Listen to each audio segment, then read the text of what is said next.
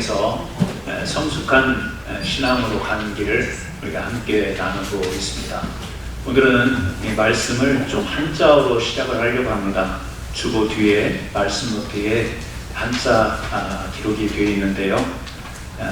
의지, 의존이라고 하는 이 두 단어를 기록해 놨습니다. 의지, 의지할 의, 가지지죠. 뭔가 근원에서 갈라진 가지, 그것을 의지하는 것, 그러니까 부분적으로 의지하는 상태, 이것이 의지이고요. 의존은요, 의지할 의, 있을 존, 그래서 이 다른 것을 의지하여 존재함, 그러니까 좀 거꾸로 이야기하자면 내 존재 자체를 의지하는 상태를 이야기합니다. 그러니까 의지라고 하는 것은 부분적인 것을 의지하는 것이고요. 의존이라고 하는 것은 내 존재를 다 이렇게 의탁하는 것, 이렇게 이해를 하시면 되겠습니다. 의존이라고 하는 대상에게 전적으로 의지하는 것이 의존이라면, 의지는 자기 중심이 되어서 일시적 또는 부분적인 도움을 받는 것을 말합니다. 우리가 아프면 이 약의 도움을 받을 수 있지만 약에 의존해서는 안 되는 것이죠. 문제가 있으면 누군가의 도움을 청할 수 있지만 그 해결의 중심에는 자기 자신이 있는 것입니다. 오늘 이런 한자어의 구별을 통해서 오늘 말씀을 좀 접근해 봤으면 합니다. 오늘 야고보서 4장 8절은 하나님을 가까이 하라, 이렇게 이야기를 하고 있습니다. 또 우리가 읽지는 않았지만 4장 4절에 보게 되면 세상과 벗된 것이 하나님과 원수됨을 알지 못하느냐, 이런 말씀이 나옵니다. 그러니까 이 말씀을 연결해보면 단순하게 하나님을 가까이 하고 세상은 좀 거리를 두라, 이런 이야기로 우리가 읽히지 않습니까? 여러분, 가까이 한다라고 하는 것은 한 극점과 한 극점이 있어서 그 사이의 관계를 이야기하는 것이죠. 가까워지기도 하고 멀어지기도 하는 건데, 단순히 이것이 거리감, 물리적인 거리감만을 이야기하는 것인가? 저는 좀 오늘 좀 다른 각도로 이 말씀을 좀 봤으면 하는 것입니다. 여러분, 우리의 의지의 대상은 하나님밖에 없는 줄로 믿습니다. 나라고 하는 존재를 다 맡길 수 있는 대상은 하나님밖에 없어요. 그러나 우리가 세상을 살아가다 보면 우리의 의지의 대상은 참 많이 있습니다. 내가 부분적으로 부탁도 하고, 내가 부분적으로 기대고, 부분적으로 이렇게 다가갈 그런 존재 대상은 참 많이 있죠. 우리 믿음의 사람들도 믿지 않는 사람들과 더불어 세상에 의지해야 될 것들이 많이 있습니다. 그러나 우리는 한 단계 더 나아가서 하나님을 의존할 수 있는 하나님의 거룩한 백성이요, 성도라는 사실을 기억해야 되겠습니다. 그래서 이것이 우리가 정리가 안 되면 우리가 의존해야 될 하나님을 의존하지 못하고 세상을 의존하게 되는 것이에요. 우리가 하나님은 부분적으로 의지를 하면서 세상에는 내 존재 전체를 맡기는 세상을 의존하고 하나님을 의지하는 이런 우리가 신앙을 범할 수 있다는 것입니다. 여러분, 오늘 하나님을 가까이 하라, 이 가까이 하라라는 말을 들으면서 여러분 일상 가운데에서 여러분에게 가까이 있는 것을 한번 생각해 보시기 바랍니다. 뭐가 있을까요? 순간적이긴 하지만 여러 가지가 지금 떠오르실 겁니다. 저는요, 이 안경이 저에게 너무 가까이 있어요. 중학교 2학년 때부터 쓰기 시작한 이 안경은 제가 잠을 잘 때도 어떤 때는 쓰고 자다가 이 안경테를 한두 개 부러뜨린 게 아니에요. 벗고 자야 되는데 그냥 의식하지 못하고 그 안경 벗고 자야지 이렇게 한 게 아니라 그냥 잠들다가 아침에 일어나 보면 이 안경이 등 밑에서 테가 휘어져 가지고 발견되는 이런 일을 겪어요. 그만큼 내게 너무 가까운 물건이 안경이에요. 또 여러분 액세서리 있지 않습니까? 목걸이가 있고 반지를 끼시고 이런 것들이 여러분 몸에 굉장히 가까이 있습니다. 이제 요즘에는 정말 여러분 가까이에 있는 것 중에 하나, 이것은 빼놓을 수 없는 것 중에 하나가 뭐가 있을까요? 셀폰. 그렇죠? 셀폰. 이렇게 자연스럽게 이야기 나오는 거 보니까 진짜 가까이에 있는 것 같습니다. 여러분, 이 낮이고 밤이고 이제는 뭐 우리 생활에 있어서 너무나도 가까이 있는 것이 바로 셀폰 아닌가 모르겠어요. 사람들 보면 그 셀폰 들고 혼자 막 웃기도 합니다. 그리고 막 울기도 해요. 드라마를 보는 건지 뭐를 보는 건지는 모르지만 울기도 하고 웃기도 하고. 옛날 같으면 전화번호가 우리 머릿속에 기억이 돼야 되는데 이제는 가족 식구들 전화번호도 기억 못합니다. 다 전화기에 메모리 되어 있기 때문에 버튼 하나 누르면 통화가 되기 때문에, 그러다가 갑자기 전화번호를 이제 우리가 알아야 되는 상황이 되면 당황하게 되는 거죠. 여러분, 우리가 이 생활에 굉장히 밀접하게 되어 있어요. 잠시 집에다 깜빡하고 놓고 가면 그거 없으면요, 여러분 어떤 증상이 일어나는가요? 초조하고 불안하고.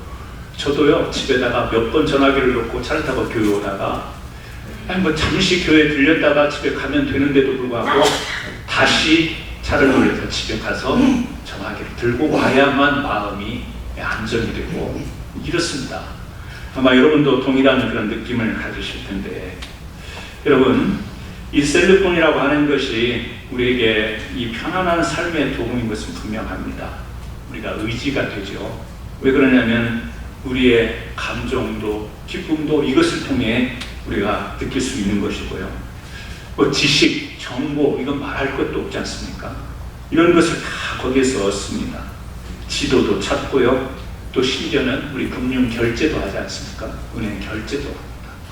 이거는 내가 살아가는 삶의 어떤 자리에 있어서 너무나도 가까이 있는 그 한 가지가 아니라 다양하게 아주 여러 가지의 방식을 통해서 내 살아가는 삶에 영향력을 끼치고 있는 거예요. 여러분, 셀폰이 의지가 되세요? 의존이 되세요? 대답하기 쉽지 않을 겁니다. 내가 부분적으로 이건 필요한 도구야 이렇게 생각하세요? 아니면 이것 없으면 이제 생활이 안 되지, 이 정도까지 갔습니까? 제가 2013년으로 기억하는데요, 한국에 방문했을 때, 2013년이니까 꽤 됐죠? 네, 한 10여 년 되는 것 같은데요.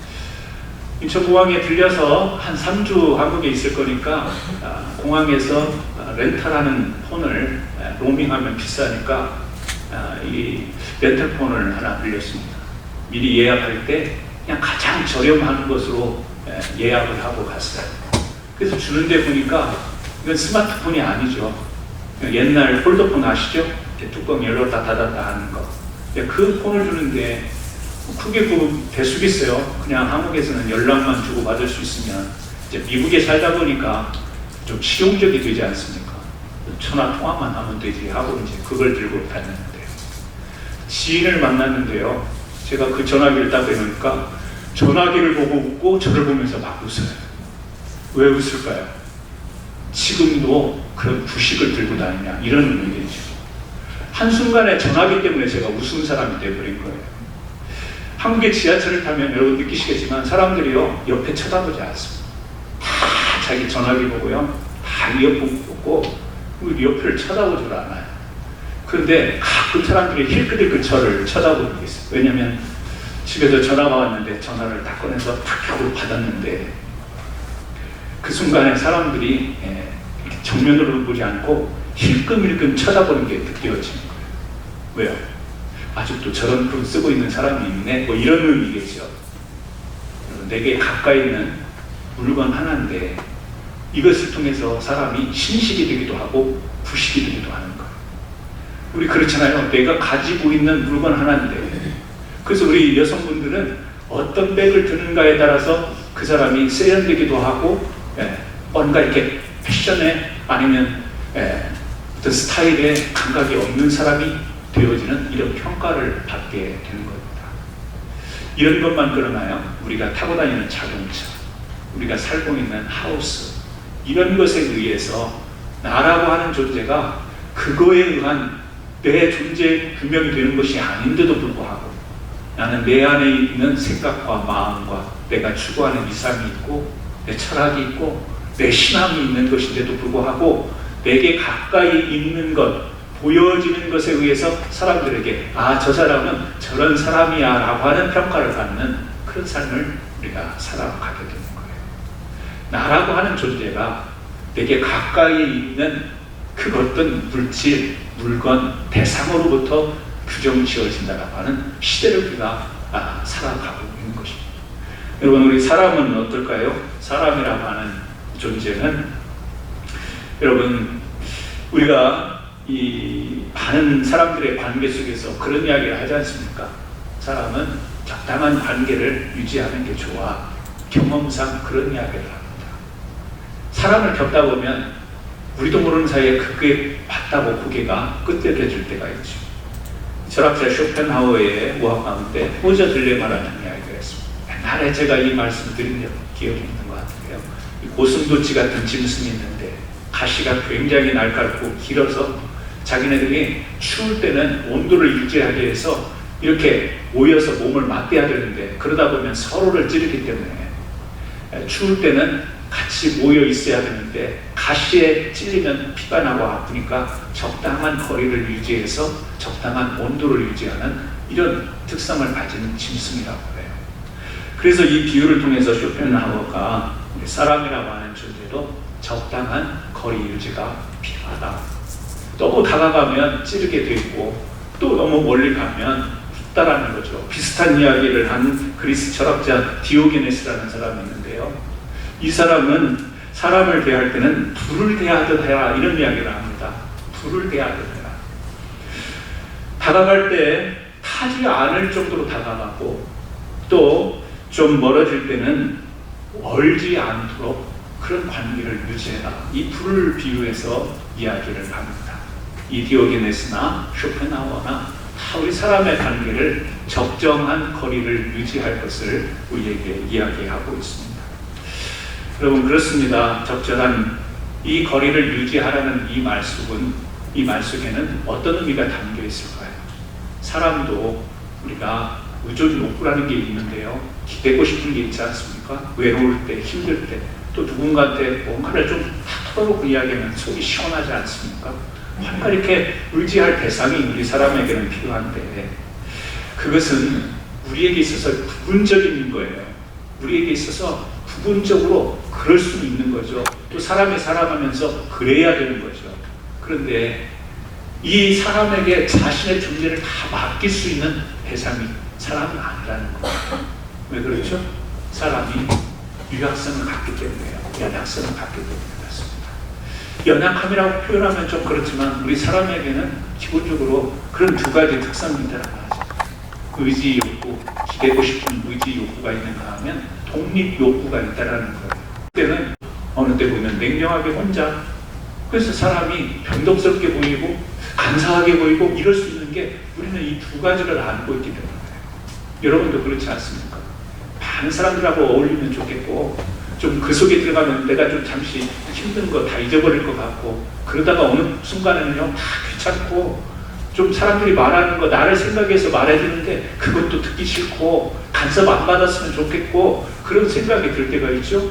독립욕구가 있기 때문에 그렇습니다. 그래서 사람이라고 하는 존재가 이렇게 의지할 대상을 찾기도 하면서 어떤 때는 그것을 떠나 혼자 있고 싶어하는 이런 욕구를 우리가 가지고 있기 때문에 전적으로 나라고 하는 존재를 변함없이 내가 기대고 맡길 대상이 사람이 되지 못하는 거예요. 왜요? 서로가 그렇기 때문에 서로가 이런 욕구를 다 가지고 있기 때문에 그렇습니다. 성경이 줄기차게 우리에게 가르쳐주는 것이 있습니다. 사람을 의지하지 말고 하나님을 의지하라. 성경의 단어는 의지라는 표현으로 나옵니다. 제가 한자어를 통해서 의존이라는 표현으로 이렇게 설명을 드리는 것을 이해하시기 바랍니다. 시편 146편 3절과 4절에 이런 말씀을 합니다. 귀인들을 의지하지 말며 도울 힘이 없는 인생도 의지하지 말지. 그의 호흡이 끊어지면 흙으로 돌아가서 그날에 그의 생각이 소멸하리로다. 무슨 말일까요? 우리는 많이 의지하지만 그 절대적인 자기의 그 존재 자체를 거기에 다 맡겨버리는 것은 아니라는 이야기. 의지해서 도움은 받을 수 있습니다. 사람이 살아가는데, 또 사람과 더불어 살아가는데 의지하지 않고 살아가는 사람이 어디 있겠어요? 의지해야 되죠. 도움도 받아야 되죠. 그러나 거기에 자기 자신이 완전히 그 자기의 존재 자체를 거기에다 맡길 수 있는 대상이 사람은 아니라는 거예요. 우리의 존재를 맡길 수 있는 대상은 우리를 지으신 하나님, 그리고 나를 정말 우리 교회에서 많이 사용하는 나보다 나를 너무 잘 아시는 그 하나님만이 우리의 존재하시기 때문에 그 하나님께 맡길 수 있는 것이지. 어떤 사람은 나는 누구에게도 의지하지 않아, 나는 내 스스로 살 수 있어, 이 독립심이 굉장히 강한 것처럼 말씀하는 분들이 계십니다. 잠언서 3장 5절 6절에 너무 잘 아시죠? 너는 마음을 다하여 여호와를 신뢰하고 내 명철을 의지하지 말라. 너는 범사에 그를 인정하라. 그리하면 내 길을 지도하시리라.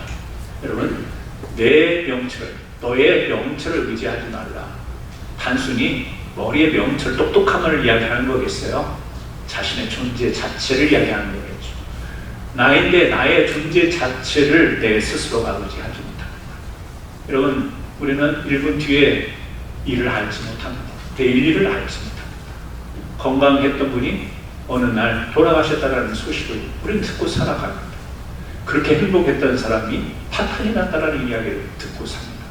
알 수가 없는 깜짝 놀랄 이야기들을 우리는 뉴스로 듣고 살아갑니다.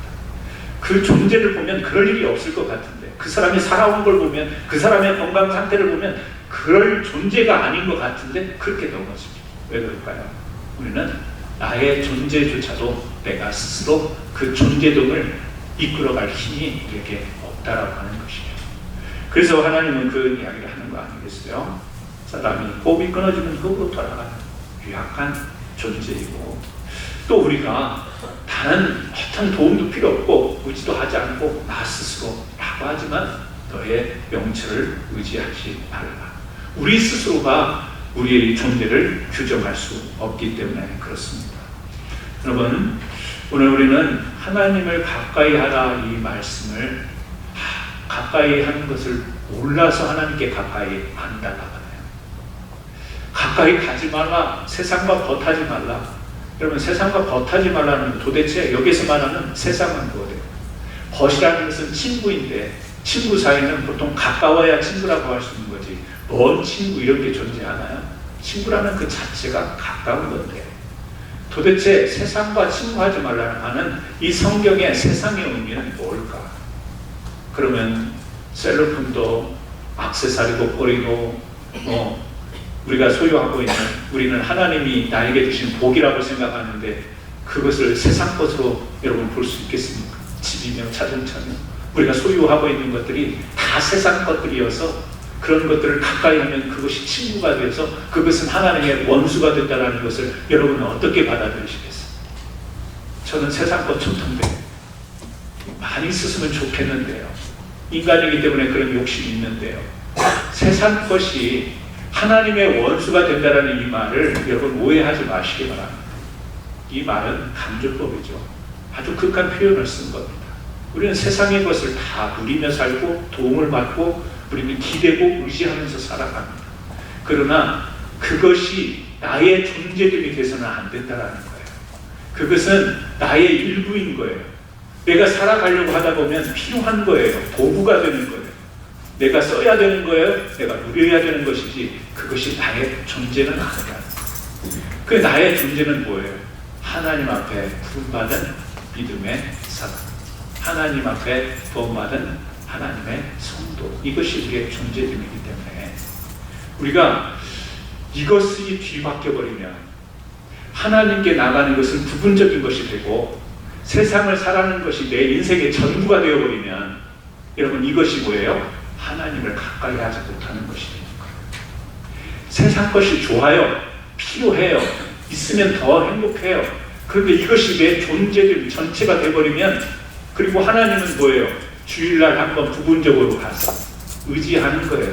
힘드니까, 또 이렇게 나도 잘 살고 싶으니까, 행복해지고 싶으니까 기도하고 예배드리고 헌신하여 그런 복을 누리기를 원하는 부분적인 의지의 대상이 하나님이고, 예배가 내 생활의 부분적인 것이 되어버리고 실제 모든 삶은 어디에 집중되어 있어요? 세상 것에 집중되어 있다 보면 그거 아니지 않냐? 지금 그런 이야기인 것이죠. 야고보서의 이야기입니다. 세상 것을 여러분, 성경에 보니까 세상과 겉하지 말고 이건 하나님의 원수가 된다 그러면서 우리는 모순에 빠지지 않습니까? 세상 것이 너무 좋지 않습니까? 그런데 성경을 딱 읽으면 이거는 하나님과 원수된 거라고 하니 우리가 어떤 포지션에서 어떤 액션을 취해야 되냐는 거. 야고보서는 행함을 강조하고 있지. 어떤 행함을 강조하고 있는데 우리는 자칫 이렇게 세상과 하나님의 원수됨의 이 문장의 표현대로 인식을 하다 보면 우리는 모순에 빠지게 돼요. 어떻게 신앙생활을 해야 될지 몰라요. 그러나 여러분, 오늘 한자어가 참 도움이 된다고 생각하는데 의지와 의조도 한번 생각해 보세요. 부분적인 필요와 부분적인 도움과 나라고 하는 존재가 살아가는 데 있어서 이것도 필요하고 이것도 있어야 되겠고 이것도 있어야 되는 것이 세상인 거예요. 있어야 되는 거예요. 여러분, 세상을 싫어하지 마세요. 버리지 마세요. 원수처럼 생각하지 마세요. 왜요? 여러분의 존재가 하나님께 달려있다라는 확신만 있으면, 나라고 하는 존재가 하나님의 것입니다. 하나님의 나의 전부입니다. 이 신앙 고백만 있다면 세상 것을 어떻게 하셔야 됩니까? 잘 다스리셔야 됩니다. 잘 누리셔야 됩니다. 원수니까 피할 것이 아니라는 사실. 그러니까 오늘 세상에 나가서 당당해야 되는데, 우리 조금 오해하는 신앙은 뭐냐면 교회 와서는 활발하면서 세상에 가서는 주눅 들어가죠. 세상에 가가지고는 이게 이렇게 되면 죄가 되고 이렇게 하면 걸리고 이렇게 하면, 세상에 나가서는요 초라한 인생으로 살아가고 교회에 오면 활달하고, 그거 아니에요. 우리 캔사스 하는 장로교회 성도님들은 교회 와서도 활달하고 세상에 나가서도 활달하고. 아멘이십니까? 네. 그렇다고 세상에 빠지라는 이야기는 아니에요.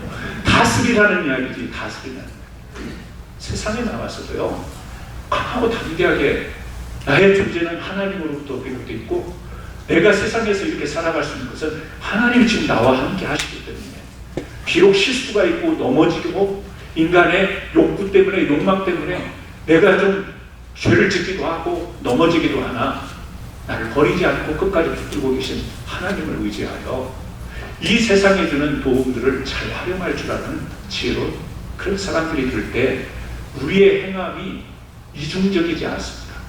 교회 와서는 믿는 사람처럼 하고 세상에 나가서는 또 세상에서 우리 차별받을까봐, 세상에서 따돌림 받을까봐 세상 사람처럼 살고, 이런 것 하지 않습니다. 분명한 의존과 의지의 대상을 구별할 줄 안다면 우리 성도들은 진짜 성숙한 행함이 있는 신앙생활을 할 수 있게 되는 줄로 믿습니다. 시편 118편 8절 9절에 여호와께 피하는 것이 사람을 신뢰하는 것보다, 여호와께 피하는 것이 고관들을 신뢰하는 것보다 더 낫도다. 시편 73편 28절에 하나님께 가까이함이 내게 복이라. 아멘 하시기 바랍니다. 하나님께 가까이함이 내게 복이라. 여러분, 여기서 하나님께 가까이함, 우리는 아까부터 계속해서 거리감을 생각하는데요, 이 가까이 하다라는 말이 히브리어로 다바크라는 말이에요. 가까이 하다, 다바크인데요, 이 말의 뜻은 여러 가지가 있지만 이 말의 가장 중심적인 이 의미는 뭐냐면 붙들다, 붙잡다, 붙어있다, 그런 뜻입니다. 그러니까 하나님께 가까이 하라, 이 말은 어떤 말로 우리는 원어의 다바크라는 말에 의해서 어떻게 이야기할 수 있냐면 붙어있다, 아니면 붙들다, 이런 뜻을 가지고 있습니다. 그러니까 하나님께 가까이 하라는 말은 여러분의 마음, 여러분의 생각, 여러분의 사상, 여러분의 행동 방식, 모든 것이 하나님과 딱 붙어있는 상태가 되는 거예요. 하나님과 이렇게 딱 붙어있는 상태이면 하나님을 붙잡고 놓치지 않으려고. 남떨어지에서 삐끗해서 지금 떨어져 죽게 생겼는데 거기에 잡을 것이 하나 있을 때, 여러분 이거 놓으면 죽습니다. 어떻게 붙잡으시겠습니까? 꽉 붙잡으셔야 됩니다. 꽉 붙잡으셔야 됩니다. 놓치지 않도록 붙잡으셔야 됩니다. 그것이 내 생명을 보존하는 길이기 때문에 내 존재가 여기서 끝나느냐 아니면 사느냐는 붙드는 거에 있어요. 그러므로 하나님을 가까이 하라. 이것은 나의 존재의 증명인 거예요. 내 존재가 존재하는 것을 위해서 붙잡아야 하는 것이 하나님께 가까이 가는 타바크라는 거예요.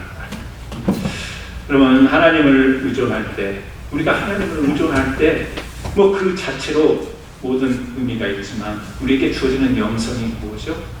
하나님을 붙잡으면, 하나님을 가까이 하면 빛 되신 하나님 앞에 우리는 다 조명을 받기 때문에 우리의 모든 것이 다 드러나고 자기 자신을 잘 알게 됩니다. 사람이 왜 정신병원에 가나요? 왜 심리학자들의 상담을 만나요? 자기 자신을 자신이 모르기 때문에 그래요. 그래서 힘들어요. 내가 원하는 것과 내 삶이 맞지가 않아요. 나는 이렇게 살고 싶은데 잘 안 돼. 정신적으로 압박을 받습니다. 스트레스 받습니다. 마음이 어떻게 편안하지 않습니다. 심리학자들 찾아가서 내 마음이 이런데 상담도 하고 턴깨도 하고 그럽니다. 그래도 보이질 않습니다. 하나님은 우리의 등불이시라고요. 우리를 비춰주시는 분이랍니다. 그래서 우리의 마음부터 생각, 의지, 행동까지 다 비춰주셔서 하나님께 나가면 우리가 나를 정확하게 알 수 있는 거예요. 정확하게 아는 시작이 뭐죠? 회개 아닙니까? 하나님 앞에 주의 고백. 회개로부터 정확하게 우리는 우리 자신을 보게 되는 것이죠. 그래서 여러분, 하나님을 가까이 타바크 붙잡으시면 내가 누구인가를 발견하는 거예요. 그 말은 내 존재를 알게 되는 거예요. 내가 무엇을 의존해야 될지, 무엇을 의지해야 될지, 무엇을 부분적으로 붙잡아야 될지, 아니면 무엇을 전체에 꽉 붙잡아야 될지를 알게 되는 거예요. 하나님을 가까이 하면 내가 뭐가 하나님과 맞지 않는 것인지를 또 알게 되는 것이죠. 자신을 알고 자신에게 적합하지 않은 것을 깨닫게 되는 것, 하나님을 붙잡은 그게 알아요. 그래서 우리 성경을 놓고 보면, 신학적으로 구약의 율법을 놓고 보면, 또 뭐 선지자들의 선포 말씀을 보면, 제자들의 가르침을 통해서 우리가 보게 되면, 여러분 그것이 아니어도 성령이 친히 우리의 마음 가운데 깨닫게 하시고 가르쳐 주시고 지시하셔서 이것은 맞지 않는 것, 이것은 맞지 않는 거다라고 하는 것을 우리는 말씀과 진리와 더불어서 성령의 깨우침을 통해 알게 되는 거죠. 여러분 신앙생활 하다가 아니면 일상생활 하다가 그런 깨달음이 있지 않아요? 그런 깨달음이 없이 여러분 신앙생활 하시나요? 아니죠. 이건 나에게 안 맞아. 이거는 나에게 맞는 일이 아니야. 이건 내가 갈 길이 아니야. 이건 내가 가질 것이 아니야. 이건 내가 욕심 부릴 일이 아니야. 이건 내가 지금 선택할 일이 아니야.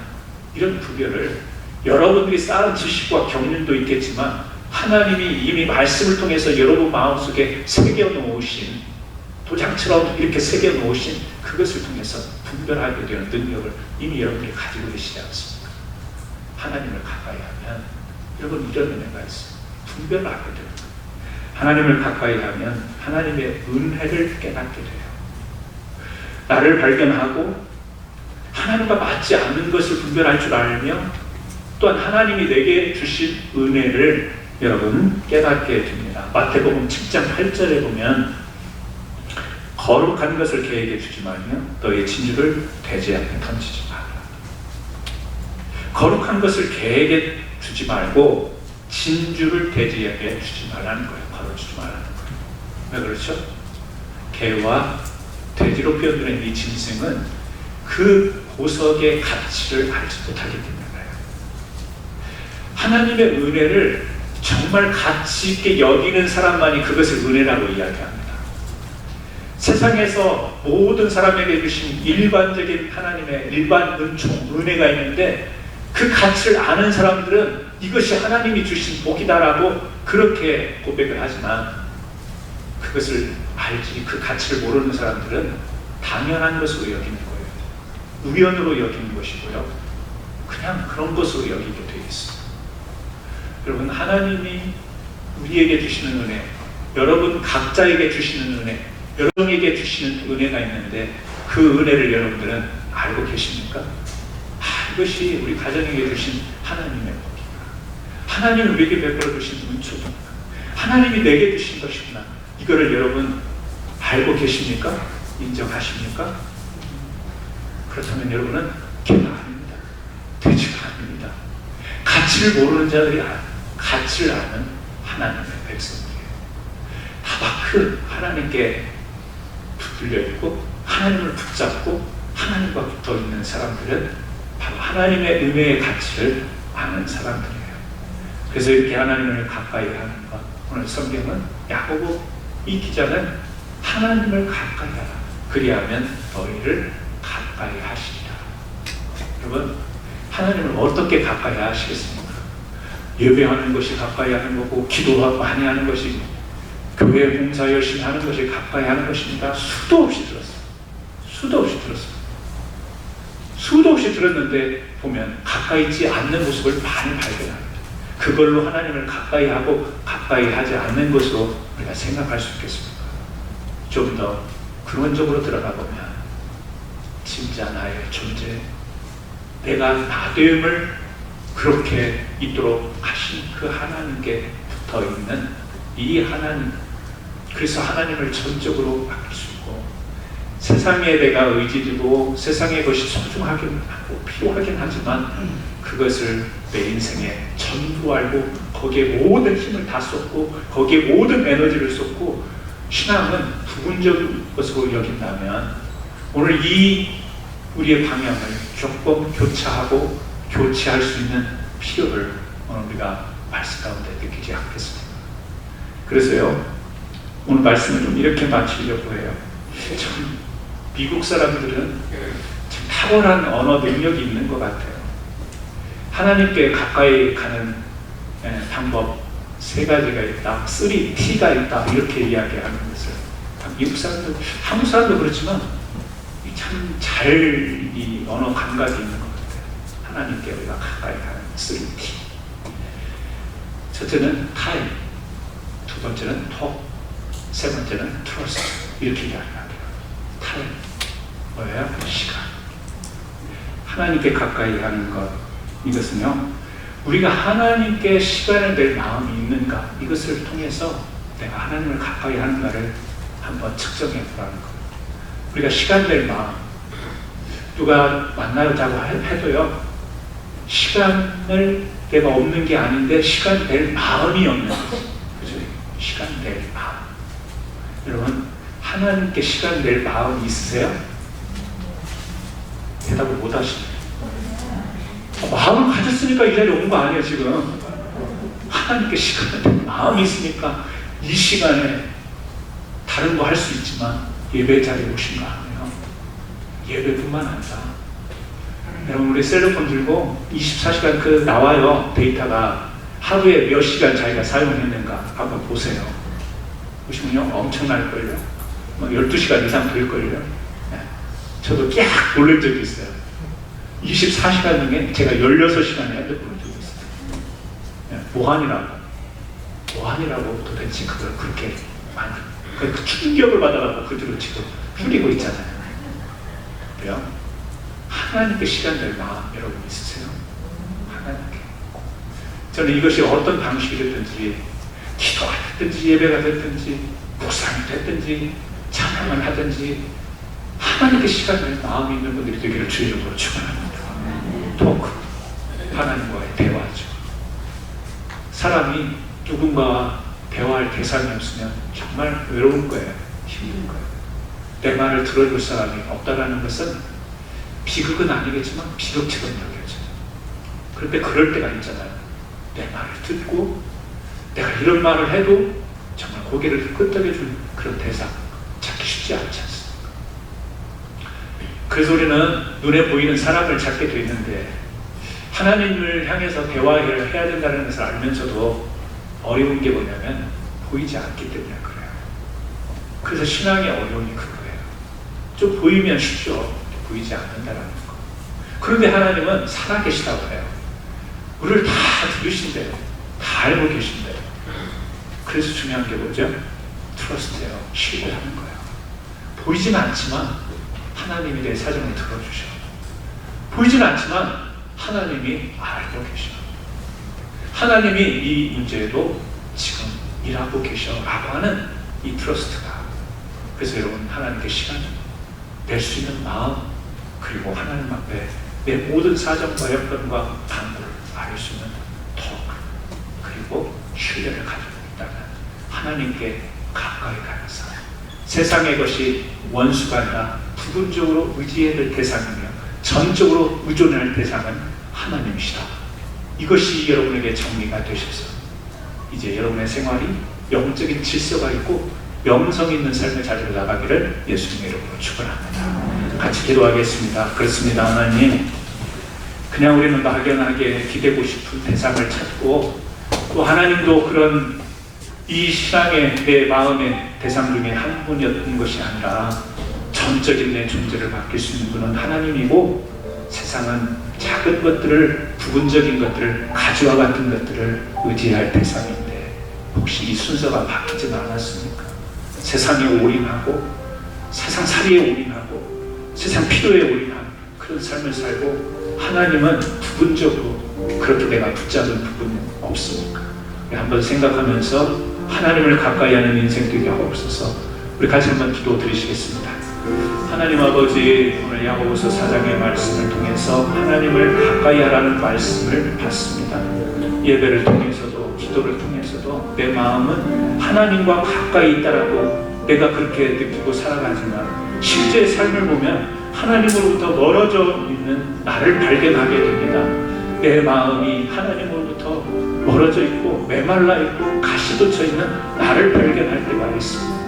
찬송을 부르고 기도를 해도 어떤 아버지 하나님 영적인 감동이 되지 않는 하나님 그러한 것을 경험할 때가 있습니다. 우리의 존재를 있게 하시며 우리의 존재를 존재되게 하시는 하나님을 의존할 수 있는 믿음으로 회복되게 하여 주시고, 너무 세상 것에 의존하지 않고 세상 것에 빠지지 않도록 저희를 붙잡으셨습니다. 균형 있는 삶, 또 질서 있는 삶, 영성 있는 삶을 살아가는 거룩한 성도의 삶을 살아갈 수 있도록 기도하옵소서. 예수님의 이름으로 기도합니다. 아멘. 봉헌 찬송 하시겠습니다.